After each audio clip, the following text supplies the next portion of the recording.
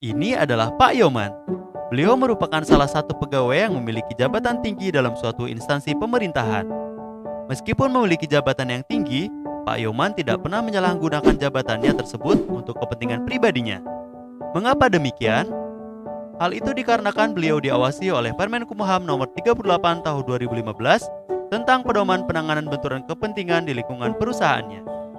Di dalam Permenkumham Nomor 38 Tahun 2015 terdapat beberapa pedoman terkait penanganan benturan kepentingan, di antaranya maksud dan tujuan pedoman penanganan benturan kepentingan, bentuk-bentuk benturan kepentingan, sumber penyebab terjadinya benturan kepentingan, penanganan situasi benturan kepentingan, faktor keberhasilan penanganan benturan kepentingan, serta pencegahan benturan kepentingan. Apa sih fungsi dari Permenkumham itu? Sebagai pedoman bagi pegawai Kemenkumham dalam mengenal, mencegah, dan mengatasi situasi benturan kepentingan di lingkungan Kemenkumham. Mencegah terjadinya pengabaian terhadap pelayanan publik oleh pegawai atau pejabat Kemenkumham. Mencegah tumbuhnya kerugian negara sebagai akibat dari perbuatan KKN. Menciptakan pemerintahan yang bersih dan berwibawa. Bentuk-bentuk benturan kepentingan: menerima gratifikasi atau pemberian atau penerimaan hadiah atas suatu keputusan ataupun jabatannya. Menggunakan barang milik negara dan atau jabatannya untuk kepentingan pribadi atau golongan. Memberikan akses khusus kepada pihak tertentu tanpa mengikuti prosedur yang seharusnya. Pemberian izin dan atau persetujuan dari pegawai yang diskriminatif. Situasi yang menyebabkan seseorang menerima gratifikasi. Situasi yang menyebabkan penggunaan aset instansi untuk kepentingan pribadi. Situasi di mana pegawai memberikan akses khusus kepada pihak tertentu, misalnya dalam perekrutan pegawai tanpa mengikuti prosedur seharusnya. Serta situasi di mana terdapat hubungan kekeluargaan antar pejabat atau pegawai dengan pihak lainnya yang memiliki kepentingan dengan jabatan di Kemenkumham. Lalu, apa saja sumber penyebab dari benturan kepentingan itu?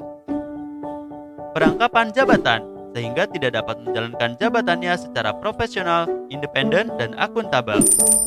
Hubungan afiliasi, baik secara pribadi ataupun golongan, yaitu hubungan yang dimiliki oleh seorang penyelenggara negara dengan pihak tertentu, baik karena hubungan darah, hubungan perkawinan, maupun hubungan pertemanan yang dapat mempengaruhi keputusannya. Gratifikasi, serta kepentingan pribadi. Penanganan situasi benturan kepentingan. Pejabat atau pegawai yang berpotensi atau telah berada pada situasi benturan kepentingan dilarang untuk meneruskan kegiatan tugas dan tanggung jawab yang terkait dengan situasi benturan kepentingan tersebut. Pejabat atau pegawai yang berpotensi atau telah berada pada situasi benturan kepentingan wajib membuat surat pernyataan potensi benturan kepentingan terhadap kondisi tersebut kepada atasan langsung. Lalu, faktor apa saja sih yang menjadi pendukung keberhasilan penanganan benturan kepentingan? Komitmen dan keteladanan pemimpin, partisipasi dan keterlibatan pegawai, perhatian khusus atas hal tertentu, serta pemantauan dan evaluasi. Lantas, langkah seperti apa yang bisa mencegah benturan kepentingan? Dilarang melakukan transaksi dan atau menggunakan aset instansi untuk kepentingan pribadi, keluarga, atau golongan.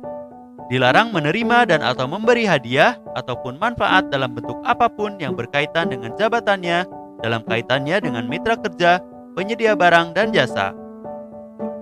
Dilarang mengizinkan pihak ketiga memberikan sesuatu dalam bentuk apapun kepada penyelenggara negara.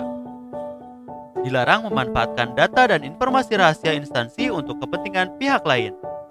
Dilarang baik langsung maupun tidak langsung dengan sengaja turut serta dalam pemborongan, pengadaan atau persewaan yang pada saat dilakukan perbuatan untuk seluruh atau sebagian ditugaskan untuk mengurus atau mengawasinya. Sekarang sudah tahu kan apa itu gratifikasi? Tetap hati-hati agar kita terhindar dari gratifikasi, karena gratifikasi merupakan bibit awal dari korupsi.